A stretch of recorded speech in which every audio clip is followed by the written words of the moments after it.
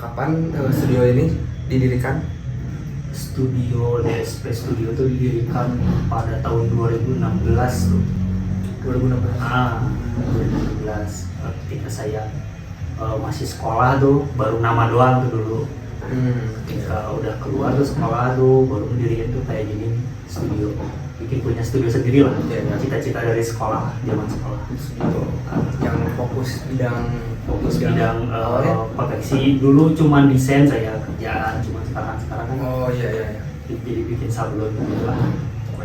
Selain layanan sablon, desain Layanan biasanya kalau di DSP Studio tuh layanan dari desain tuh biasanya bikin kaos, kemeja, jaket, sweater, seragam tuh kayak komunitas kayak gitu sih. Standarnya rata-rata. Ya, rata-rata. Bisa diceritakan nggak alur kerja awalnya seperti dari pemesanan produksi gitu ya. Biasanya dari awal tuh si konsumen ngechat tuh biasanya kalau nggak di IG tuh ke WA, via WhatsApp gitu. Belum main online sih, paling itu aja. Pertama dia ke WA tuh atau di IG ke DM, lalu konsultasi desain tuh pertama biasanya. Kalau desainnya udah fix kayak gimana tuh baru dia ngobrolin kuantiti tuh sama bahan. Biasanya bahan tuh ada 20, 30S, 20S bahan, jenis bahannya banyak. Maksudnya kalau kaos tuh, kalau kemeja beda lagi. Misalnya kayak gitu. Terus payment awal palingan di DP itu biasanya 50% dari total pemesanan. Baru proses produksi, biasanya proses produksi di 10 sampai 15 hari kerja biasanya. 10 sampai 15 hari kerja. Ya, paling itu kalau si jenis kaos ya, kalau kemeja, jaket tuh beda lagi kalau prosesnya. Lumayan agak lama, tricky. Ya, agak lama ya kalau jaket sama itu. Ya.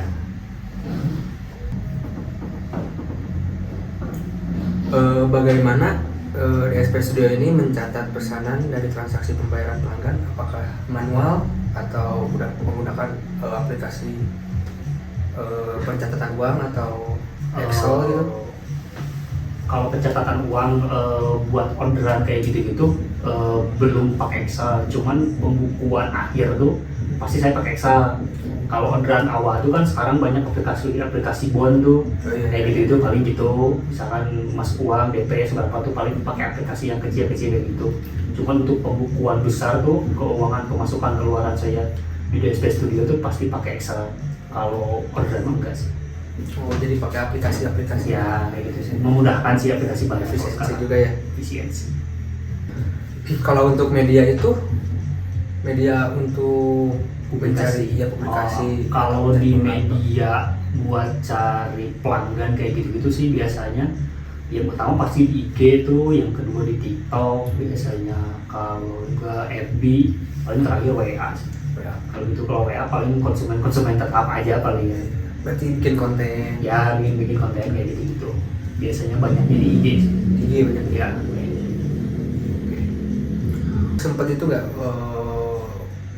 menggunakan Google Ads atau Facebook Ads, Meta Ads? Kayak berbayar langganan buat publikasi kayak gitu pernah sih dulu di TikTok tuh pernah, terus di Facebook tuh pernah, di IG. Kalau Facebook kan Meta tuh semua jadi langsung biasanya di IG sama Facebook tuh. Kalau sekarang kan nambah tuh satu di WA tuh. Jadi sekarang sekali bayar tuh semua tuh bisa WA kayak gitu sih. Pernah sih, cuman nggak terlalu sering. Soalnya kan saya bidang jasa ya, bukan menjual barang gitu, brand. Kalau brand sih pasti. Berarti lebih organik mungkin. Ya, lebih organik untuk konten-konten itu. Aplikasi atau perangkat lunak apa untuk wajib ada gitu di studio ini ya? Aplikasi yang wajib ada tuh udah pasti buat ngegambar ya. Ngegambar buat bikin artwork gitu tuh biasanya main di Corel, Adobe Illustrator tuh atau enggak Photoshop tuh. Cuman sekarang kan kebantu sama AI ya. Jadi rata-rata hampir semua pasti pakai AI dulu tuh. Baru dragging ke Photoshop, ke Adobe Illustrator, baru ke Corel gitu lah kalau sekarang. Untuk database-nya, data pelanggan riwayat pesanan dan data keuangan yang disimpan, apakah aman dan mudah dicari kembali jika dibutuhkan?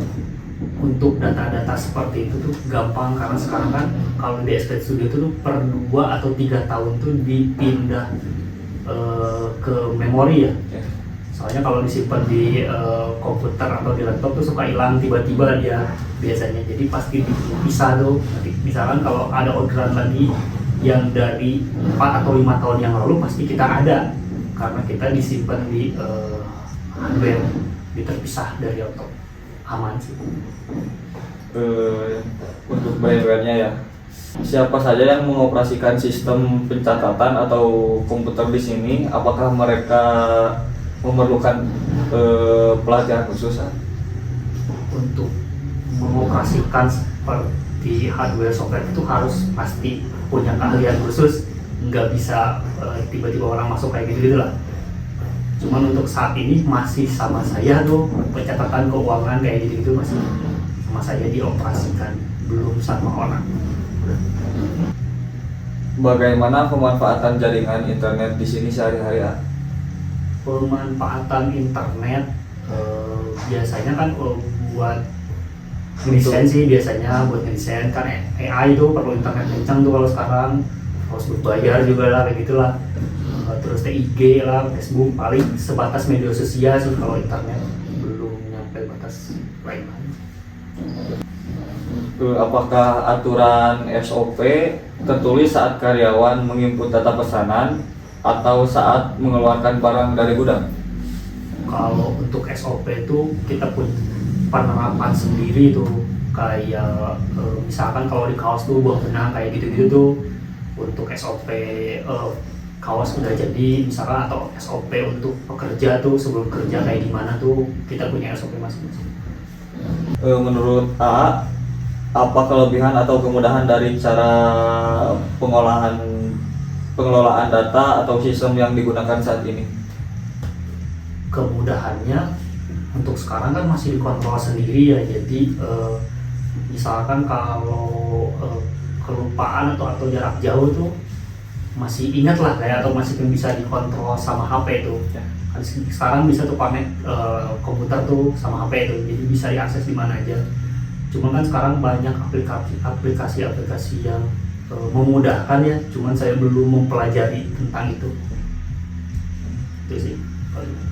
Ini kekurangan dan kendalanya ya. Apa kendala terbesar yang sering dialami dengan sistem yang berjalan sekarang? Kendalanya sinkronisasi aplikasi sih kayaknya. Saya belum nemu aplikasi yang enak tuh buat sinkronisasi pembukuan, terus pencatatan data keluar masuk tuh. Saya belum nemu aplikasi yang bikin mudah tuh tentang itu biasanya. Apa pernah terjadi masalah seperti pesanan terselip atau salah mencatat detail ukuran, desain kaos, atau stok bahan baku tiba-tiba habis saat produksi berjalan?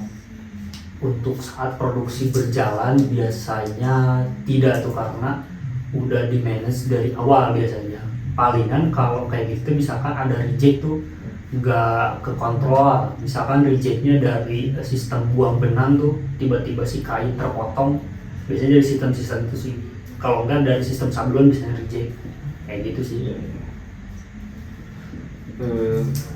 Berapa lama waktu yang dibutuhkan pemilik untuk melihat laporan keuntungan bersih bulanan? Apakah datanya bisa langsung ditarik secara real time atau harus dihitung manual di akhir bulan? Untuk keuntungan si yang punya ya, berarti posisinya biasanya per minggu kita udah kelihatan tuh hitung-hitungan untung atau gimana biasanya per minggu kita. Kalau per bulan beda lagi, soalnya pembukuan kita dibagi ada 2 lah sistem di kita. Jika ada sebuah sistem informasi atau aplikasi khusus yang dirancang untuk DSP Studio, misalnya sistem berbasis web atau mobile yang menginteraksikan kasir, cek stok bahan, dan status antrean sablon, fitur apa yang paling butuhkan? untuk fitur tuh hampir semua dibutuhkan sebenarnya, cuman untuk saat ini tuh untuk mencakup semuanya belum ada tuh. Paling jadi terpisah tuh untuk pembukuan untuk pencatatan keluar masuk atau pencatatan tentang misalkan untuk satu kaos berapa biji tuh jadi kita rinci tuh belum ada untuk saat ini Pak. Harapannya nih, bagaimana harapan DSP Studio ke depan terkait digitalisasi sistem informasi ini agar operasional sablon bisa berjalan lebih efisien dan siap menerima orderan dalam skala yang lebih sangat besar. Harapannya mungkin tinggal menunggu waktu karena sistem tuh cepat ya. Kalau sekarang tuh berbasis AI kayak gitu. Paling tinggal nunggu waktu buat software kayak misalkan mempermudah UMKM tuh pencatatan kayak gitu tuh pasti ada tuh. Nggak jauh, kayaknya 4 atau 5 tahun ke depan pasti ada tuh. Terlepas dari siapa dulu yang memulai, pasti UMKM masuk sih kayak gitu.